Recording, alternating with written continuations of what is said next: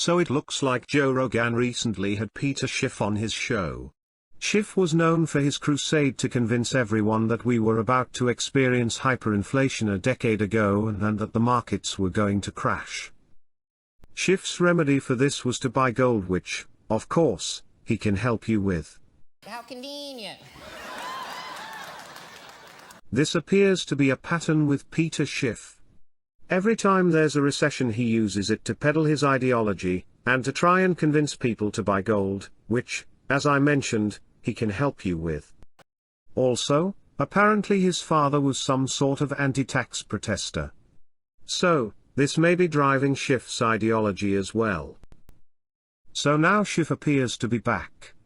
Schiff is essentially selling the small government, anarcho-capitalist narrative.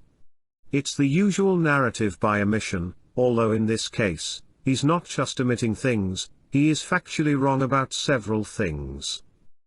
One thing I've learned about these people is that they're not interested in facts. They have an ideology to peddle.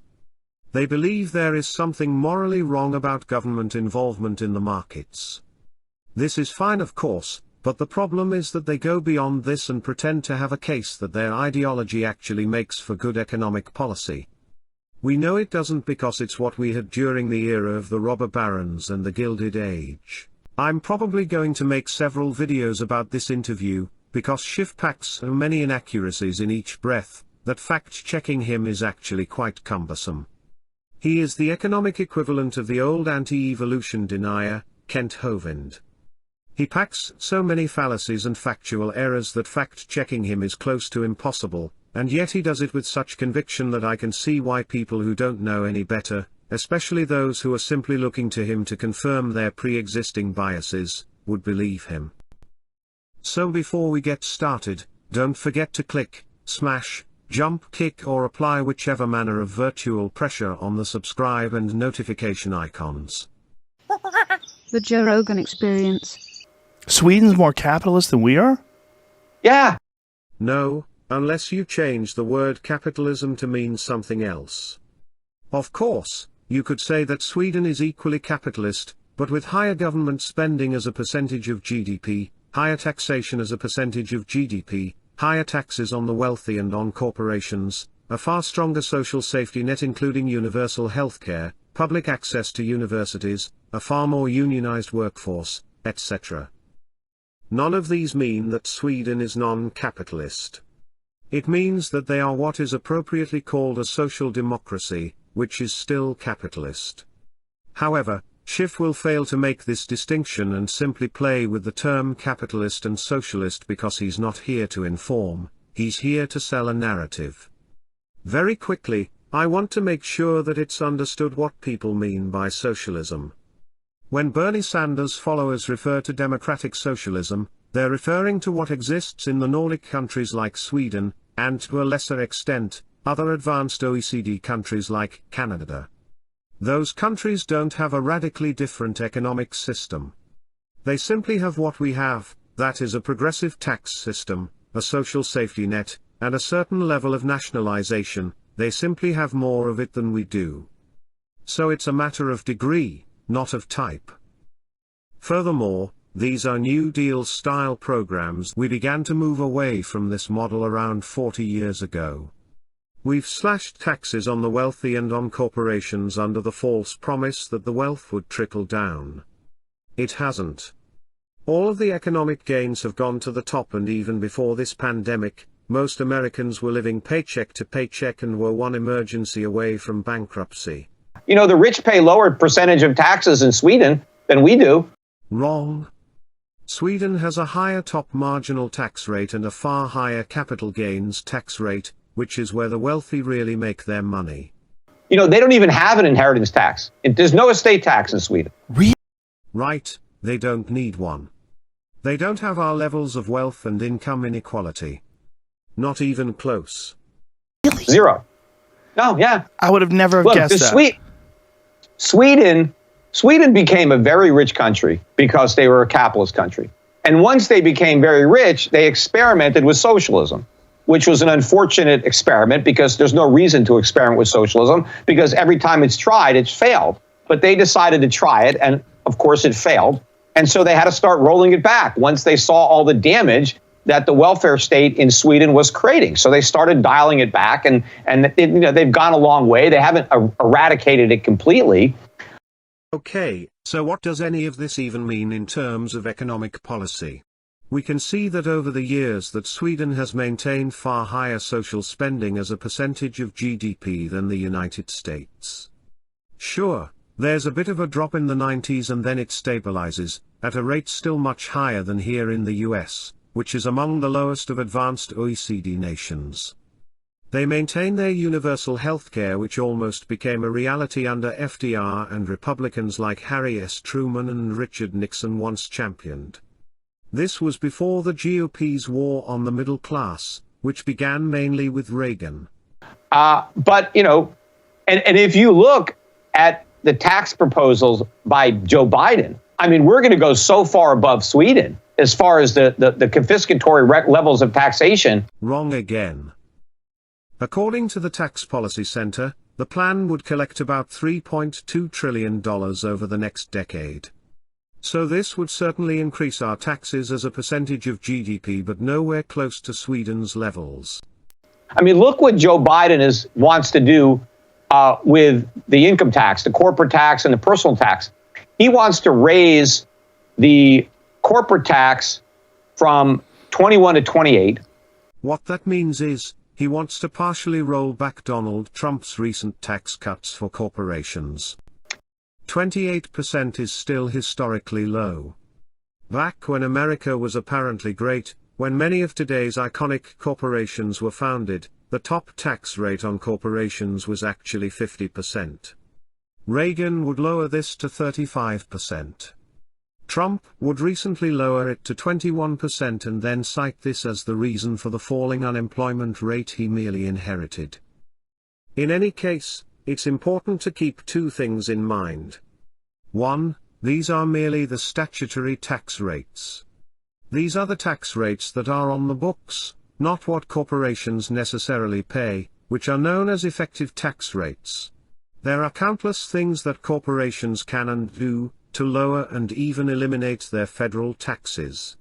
So it's important to keep in mind when people bring up international comparisons and cite the corporate tax rates, that US corporations were already paying a lower effective tax rate than the OECD average.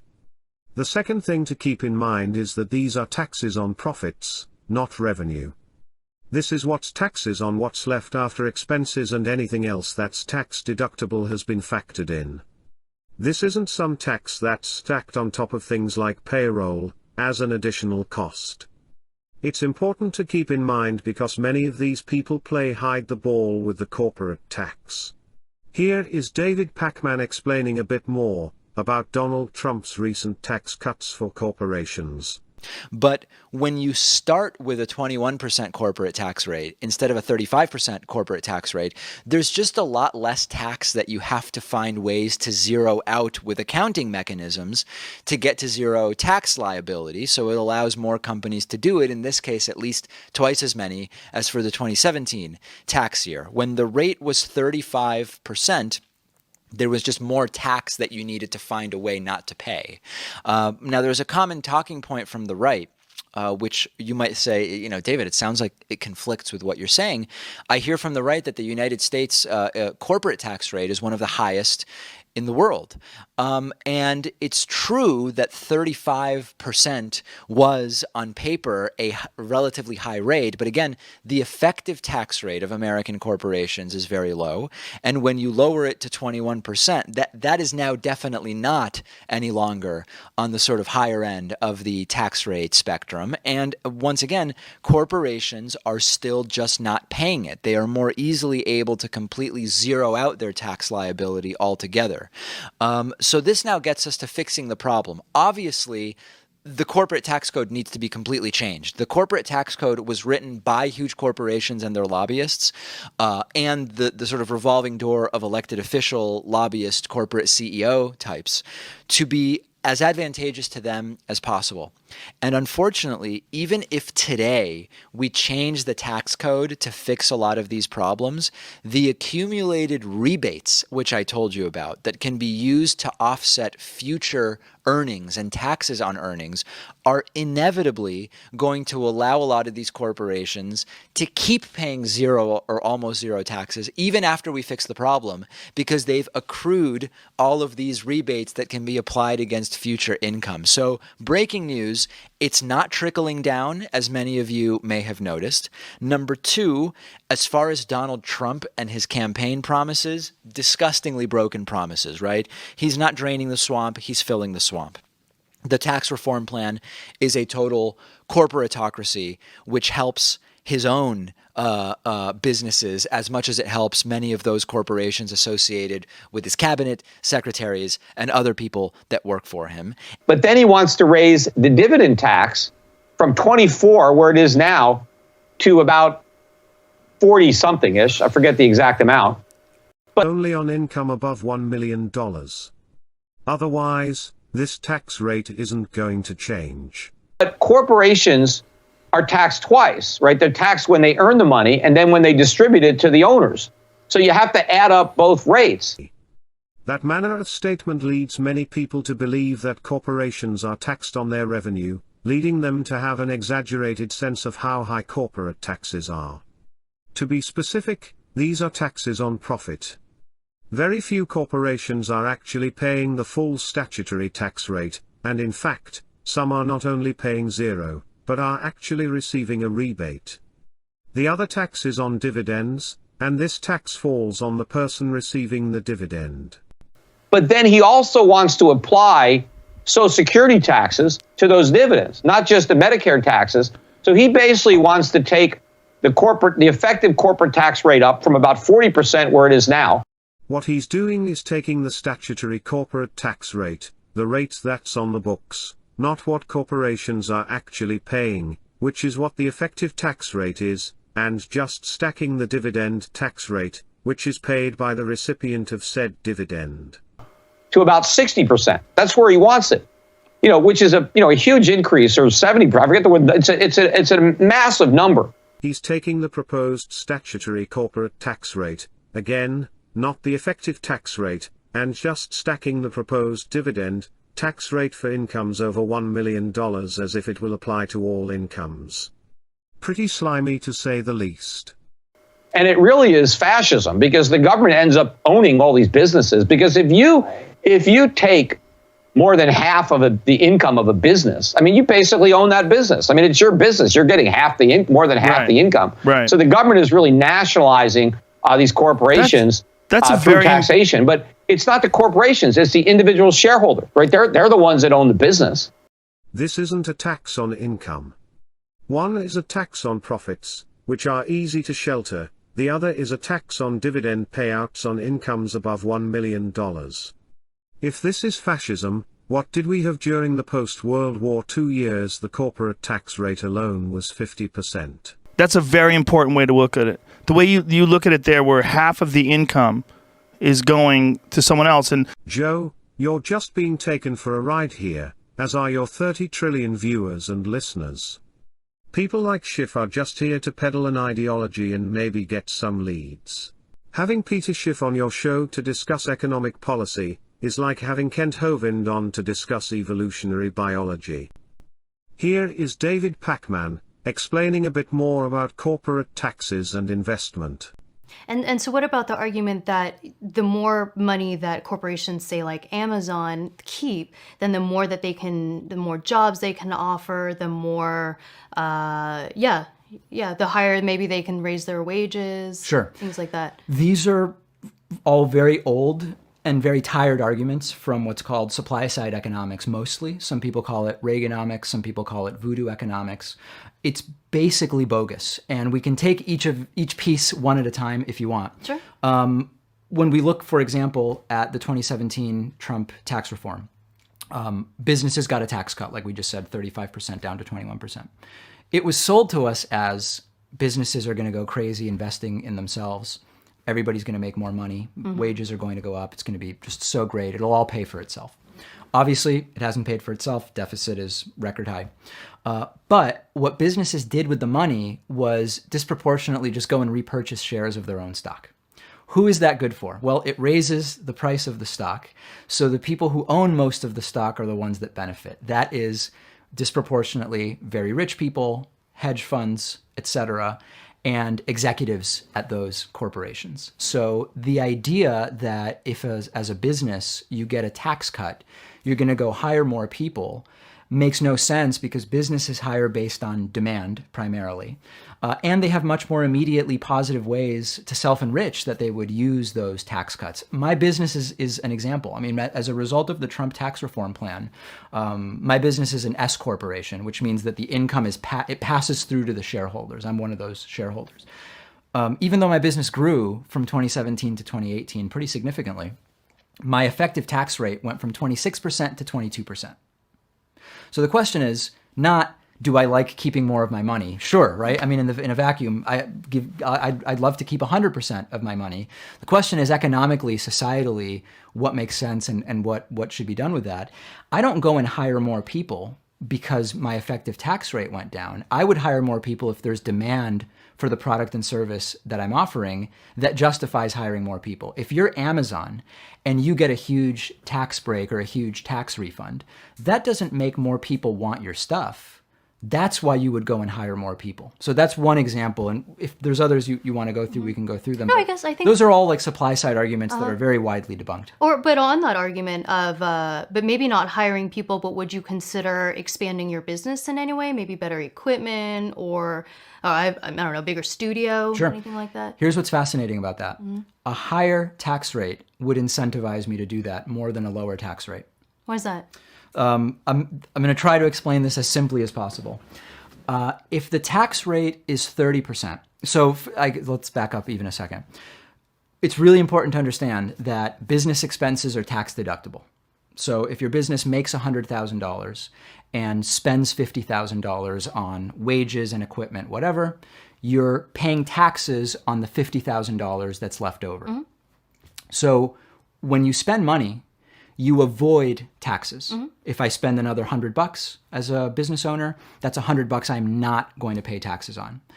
What makes more sense as an incentive? For me to spend money to avoid a 30% tax, or for me to spend money to avoid a 20% tax? Well, I'm incentivized to avoid a higher tax rate. So very interestingly, this is one of the most widely circulated bogus talking points about supply side economics.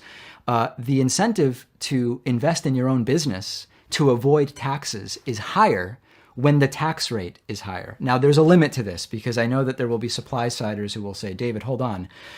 That doesn't work for like a 95% tax rate. You would just stop working. That's correct. All of these things exist within a normal spectrum, right? So nobody's talking about a 95% tax rate on businesses, but you are more incentivized to avoid a higher rate of tax by investing in your business. So then so that's interesting. All right. Your reaction, the look on your face is really important, because I have this conversation all the time with people and I see the wheels turning and people go, that's right, I would rather avoid a 30% tax than a 20% tax. The 20% tax might make me say, I'll just pay the 20% and pull my right. profit. And I'm not really pushing back. I'm really just trying to, because you're the first person we've had on to really dig deep into the details of social democracy. This is why it's important to talk about this Absolutely. stuff, because so many of these things, a talking point gets circulated and it gets repeated, sometimes for 30 years, 40 years. And only when you really start thinking about it, can you start to kind of pull it apart and have these conversations. And what's really important is I have this conversation with people who very strongly push back against what I'm saying.